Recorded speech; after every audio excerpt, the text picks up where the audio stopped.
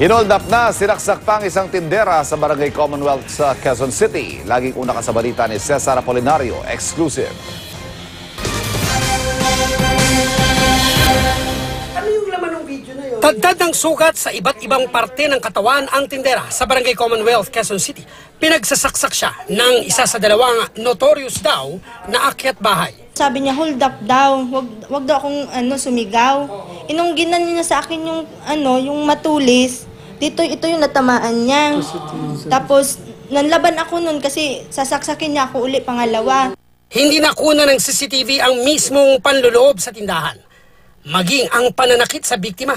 Pero nakita ang mga sospek habang nagmamanman sa labas. Kinilatis muna ng mga ito ang aatakihing tindahan at nagkunwari pang customer. Sinilip niya po sa loob. Sabi niya, wag na lang daw. Tapos mga after 5 minutes, bumalik siya. Nagtanong uli ng sigarilyo.